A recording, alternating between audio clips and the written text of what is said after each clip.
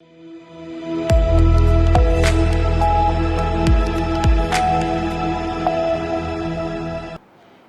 आप देख रहे हैं सी न्यूज़ भारत। मैं हूं ऋषभ सक्सेना। सितंबर की दोपहर गुवाहाटी के विशाल मैदान में प्रधानमंत्री नरेंद्र मोदी ने जनसभा को संबोधित किया, जहां हजारों की भीड़ मौजूद थी। धूप की तपिश के बावजूद लोग उत्साह से भरे थे और जैसे ही प्रधानमंत्री ने बोलना शुरू किया, मोदी मोदी के नारे गूंजने लगे। इस बीच उन्होंने कहा, मैं तो भगवान शिव का भक्त हूँ, सारा जहर निगल लेता हूँ, लेकिन जब बेशर्मी के साथ किसी और का अपमान होता है तब मुझसे सहा नहीं जाता। ये वाक्य सुनते ही सभा कुछ पलों के लिए शांत हो गई। फिर जोरदार तालियों और नारों से मैदान गूंज उठा। मोदी ने यह स्पष्ट किया कि वे आलोचना और कटाक्ष को सह लेते हैं, लेकिन मर्यादा के उल्लंघन पर चुप नहीं बैठते। यह बयान केवल एक राजनीतिक प्रतिक्रिया नहीं था, बल्कि एक भावनात्मक संदेश भी था, जिसमें उनके नेतृत्व की संवेदनशीलता और दृढ़ता झलकती है। सभा में मौजूद कई लोग भावुक हो उठे और कुछ की आंखें नम हो गईं। राजनीतिक विश्लेषकों का मानना है कि इस भाषण ने मोदी की छवि को एक ऐसे नेता के रूप में और भी मजबूत किया है, जो निजी आलोचनाओं को तो सह लेता है, लेकिन जब बात दूसरों की गरिमा की होती है तो निर्णायक रवैया अपनाता है। गुवाहाटी की यह सभा अब देश भर में चर्चा का विषय बन चुकी है और सोशल मीडिया पर लोग इसे एक भावनात्मक और आध्यात्मिक संदेश के रूप में देख रहे हैं। भारत माता की। असम के लोकप्रिय मुख्यमंत्री हिमंता बिस्वा शर्मा जी, केंद्रीय मंत्रिमंडल के मेरे सहयोगी सर्बानंद सोनोवाल जी, हरदीप सिंह पुरी जी, असम सरकार के मंत्रीगण, सांसद और विधायकगण और विशाल संख्या में पधारे हुए मेरे भाइयों और बहनों, मोई होमो ओहोम बासिक आगोतिया कोई हारोदिया दुर्गा पूजार उलोग आरु शुभेच्छा जानोईशु।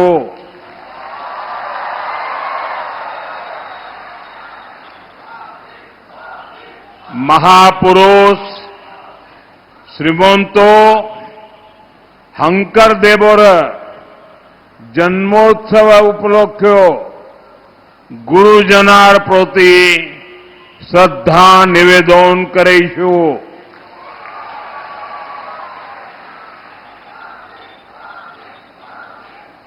साथियों, मैं बीते 2 दिन से नॉर्थ ईस्ट में हूं। जब भी मैं नॉर्थ ईस्ट आता हूं तो अभूतपूर्व स्नेह और आशीर्वाद मिलता है। खास तौर पर असम के इस क्षेत्र में जो स्नेह, जो अपनापन मिलता है, वो अद्भुत है। मैं आप सभी जनता जनार्दन का हृदय से बहुत बहुत आभार व्यक्त करता हूं। साथियों, विकसित असम, विकसित भारत की गौरव यात्रा के लिए आज का दिन बहुत महत्वपूर्ण है। आज करीब 18,000 करोड़ रुपए के प्रोजेक्ट असम को मिले हैं। थोड़ी देर पहले मैं दरांग में था। वहां मुझे कनेक्टिविटी और हेल्थ से जुड़े प्रोजेक्ट की नींव रखने का अवसर मिला है। अब यहां पर एनर्जी सिक्योरिटी से जुड़े प्रोजेक्ट का शिलान्यास और उद्घाटन हुआ है। ये प्रयास विकसित असम का रास्ता और मजबूत करेंगे। साथियों, असम भारत के ऊर्जा सामर्थ्य को बढ़ाने वाली धरती है। यहां से निकले पेट्रोलियम प्रोडक्ट देश के विकास को गति देते हैं। असम की इस ताकत को बीजेपी एनडीए सरकार नई बुलंदी तक पहुंचाने में जुटी है। इस मंच पर आने से पहले मैं पास में ही एक और कार्यक्रम में गया था। वहां बांस से बायो इथेनॉल बनाने वाले आधुनिक प्लांट का उद्घाटन किया गया है। ये असम के लिए बहुत गर्व की बात है। इथेनॉल प्लांट के लोकार्पण के साथ ही आज यहां पॉलीप्रोपिलीन प्लांट का शिलान्यास भी हुआ है। ये प्लांट असम में उद्योगों को बल देंगे, असम के विकास को गति देंगे, किसानों, नौजवानों सभी के लिए नए अवसर बनाएंगे।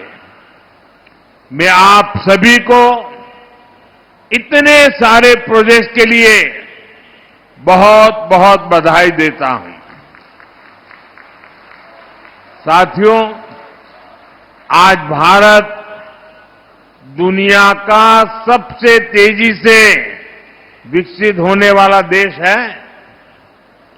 जैसे जैसे भारत विकसित हो रहा है, वैसे वैसे हमारी बिजली की, गैस की, ईंधन की जरूरतें भी बढ़ रही है। हम इन चीजों के लिए विदेशों पर निर्भर रहे हैं।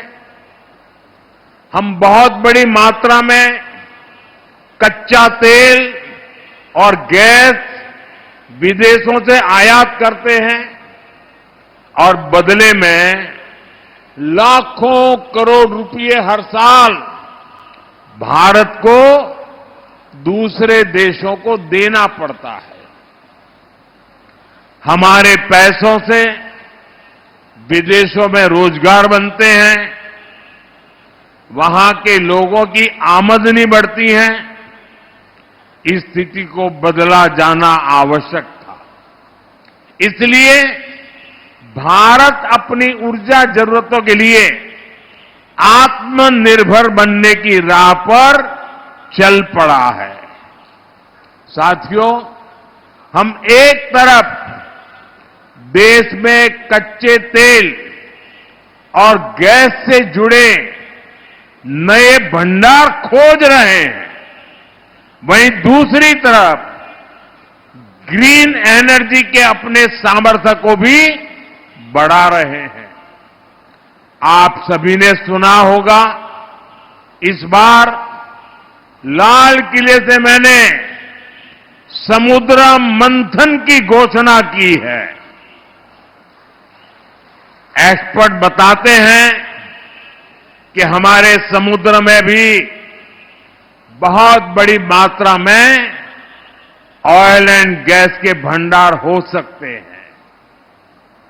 ये संसाधन देश के काम आए, इनकी तलाश हो, इसके लिए हम national deep water exploration mission शुरू करने जा रहे हैं। साथियों, ग्रीन एनर्जी के मामले में हरित ऊर्जा के उत्पादन में भी भारत तेजी से कदम उठा रहा है। एक दशक पहले भारत सोलर पावर के मामले में बहुत पीछे था, लेकिन आज सोलर पावर के मामले में भारत दुनिया के टॉप 5 देशों में आ गया। साथियों, बदलते हुए इस समय में भारत को तेल और गैस के विकल्प के रूप में और भी ईंधनों की जरूरत है। ऐसा ही एक विकल्प है इथेनॉल। आज यहां बांस से इथेनॉल, बांबू से इथेनॉल बनाने वाले प्लांट की शुरुआत हुई है। इसका बहुत बड़ा फायदा असम के किसानों को होगा, मेरे ट्राइबल भाई बहन और परिवारों को होगा। साथियों, बायो इथेनॉल प्लांट को चलाने के लिए जरूरी बांस का इंतजाम भी किया जा रहा है। सरकार यहां के किसानों को बांस की खेती करने के लिए मदद देगी और बांस की खरीदी भी करेगी। यह बांस चिपिंग से जुड़ी छोटी छोटी यूनिट्स लगेगी। हर साल करीब करीब 200 करोड़ रुपए इस क्षेत्र में खर्च किए जाएंगे। इस एक प्लांट से यहां के हजारों लोगों को फायदा होगा। साथियों, आज हम बांस से इथेनॉल बनाने जा रहे हैं, लेकिन आपको वो दिन भी भूलना नहीं है जब कांग्रेस की सरकार बांस काटने पर जेल में डाल देती थी। वो बांस जो हमारे आदिवासियों की रोजमर्रा की जिंदगी का हिस्सा है, उसे काटने पर पाबंदी लगी हुई थी। हमारी सरकार ने बैम्बू कटिंग से बैन हटा दिया और आज ये निर्णय नॉर्थ ईस्ट के लोगों को बहुत फायदा पहुंचा रहा है। साथियों, आप सभी अपनी रोजमर्रा की जिंदगी में प्लास्टिक से बनी बहुत सारी चीजें इस्तेमाल करते हैं। प्लास्टिक की बाल्टी, मग, बॉक्स, कुर्सी, टेबल, पैकेजिंग मटेरियल, इस प्रकार की बहुत सारी चीजों की जरूरत हमें रोज पड़ती है। आप जानते हैं, ये सब बनाने के लिए जो चीज चाहिए वो है पॉलीप्रोपाइलीन। पॉलीप्रोपाइलीन के बिना आज के जीवन की कल्पना भी मुश्किल है। इसी से कारपेट, रस्सी, bag, fibre, mask, medical kit, textile, न जाने क्या क्या बनता है। ये गाड़ियों में काम आता है, मेडिकल और खेती के उपकरण बनाने में काम आता है। आज इसी पॉलीप्रोपाइलीन के आधुनिक प्लांट का उपहार असम को मिलेगा, आपको मिलेगा। इस प्लांट से make in Assam, make in India, इसकी नींव मजबूत होने वाली है। यहां दूसरे मैन्युफैक्चरिंग उद्योगों को भी बल मिलेगा। साथियों, जैसे असम गोमोशा के लिए जाना जाता है, एरी और मुगा सिल्क के लिए जाना जाता है, अब इसी तरह असम की पहचान में पॉलीप्रोपाइलीन से बना टेक्सटाइल भी जुड़ने जा रहा है। साथियों, आज हमारा देश आत्मनिर्भर भारत अभियान के लिए परिश्रम की पराकाष्ठा करके दिखा रहा है। असम इस अभियान के प्रमुख केंद्रों में से एक है। मुझे असम के सामर्थ्य पर बहुत भरोसा है, इसलिए असम को हमने बहुत बड़े अभियान के लिए चुना है। और ये अभियान है सेमी कंडक्टर मिशन। असम पर मेरे विश्वास का कारण भी उतना ही बड़ा है। गुलामी के दौर में असम टी की उतनी पहचान नहीं थी, लेकिन देखते ही देखते असम की मिट्टी और असम के लोगों ने असम टी को ग्लोबल ब्रांड बना दिया। अब नया दौर आया है। भारत को आत्मनिर्भर होने के लिए दो चीजें चाहिए, एक ऊर्जा और दूसरा सेमीकंडक्टर, और असम इसमें बहुत बड़ी भूमिका निभा रहा है। साथियों, आज बैंकों के कार्ड से लेकर मोबाइल फोन, कार, हवाई जहाज और स्पेस मिशन तक हर इलेक्ट्रॉनिक चीज की आत्मा एक छोटी सी इलेक्ट्रॉनिक चिप में समाई जाती है। अगर हमें ये सारे सामान भारत में बनाने हैं तो चिप हमारी होनी चाहिए। इसलिए भारत ने सेमी कंडक्टर मिशन शुरू किया है और इसका बहुत बड़ा आधार आसाम को बनाया है। मोरीगांव में तेजी से सेमी कंडक्टर फैक्ट्री का निर्माण चल रहा है।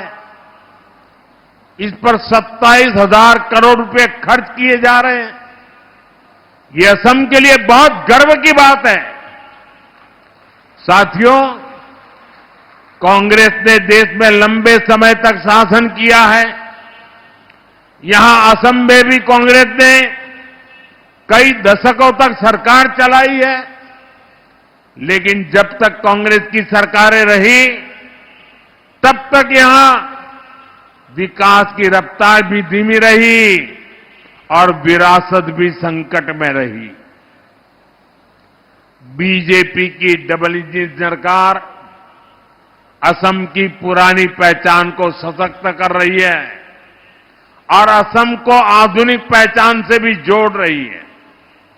कांग्रेस ने असम को नॉर्थ ईस्ट को अलगाव दिया, हिंसा दी, विवाद दिए।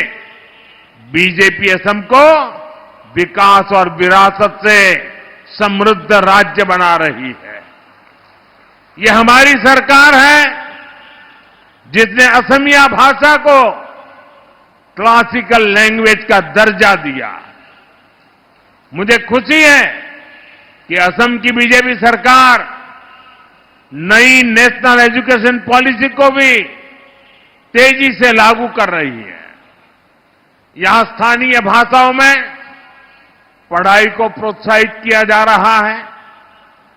साथियों, कांग्रेस ने नॉर्थ ईस्ट के, असम के महान सपूतों को भी कभी सही सम्मान नहीं दिया।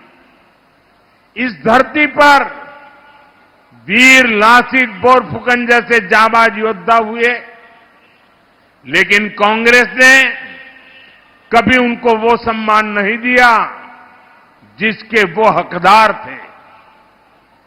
हमारी सरकार ने लासित बोरफुकन की विरासत को सम्मान दिया। हमने उनकी 400वीं जन्म जयंती राष्ट्रीय स्तर पर मनाई। हमने उनके जीवनी को 23 भाषाओं में प्रकाशित किया। यहां जोरहाट में मुझे उनकी विशाल प्रतिमा का अनावरण करने का भी अवसर मिला था। कांग्रेस ने जिसकी उपेक्षा की, हम उसे अग्रिम पंक्ति में लेकर चल रहे हैं। साथियों, यहां शिवसागर का ऐतिहासिक रंगघर उपेक्षित पड़ा हुआ था। हमारी सरकार ने इसका नवीनीकरण किया। हमारी सरकार श्रीमंत शंकर देव की जन्मस्थली बटाद्रवा को विश्व स्तरीय पर्यटन केंद्र बनाने का काम कर रही है। जैसे वाराणसी में काशी विश्वनाथ धाम परिसर बना है, उज्जैन में महाकाल महालोक बना है, वैसे ही असम में हमारी सरकार मां कामाख्या कॉरिडोर भी बना रही है। साथियों, असम की संस्कृति और इतिहास से जुड़े अनेक ऐसे प्रतीक हैं, अनेक ऐसे स्थान हैं जिन्हें बीजेपी सरकार नई पीढ़ी के लिए संरक्षित कर रही है। इससे असम की विरासत को तो फायदा हो ही रहा है, असम में टूरिज्म का भी दायरा बढ़ रहा है। असम में जितना अधिक टूरिज्म बढ़ेगा, उतना ही ज्यादा रोजगार हमारे नौजवानों को मिलेगा। साथियों, विकास के इन प्रयासों के बीच असम के सामने एक चुनौती विकराल होती जा रही है। ये चुनौती है घुसपैठ की। जब यहां कांग्रेस की सरकार थी तो उसने घुसपैठियों को जमीनें दी, अवैध कब्जों को संरक्षण दिया। कांग्रेस ने वोट बैंक के लालच में असम के डेमोग्राफी का संतुलन बिगाड़ दिया। अब बीजेपी सरकार असम के लोगों के साथ मिलकर इस चुनौती का मुकाबला कर रही है। हम घुसपैठियों से आपकी जमीनों को मुक्त करा रहे हैं।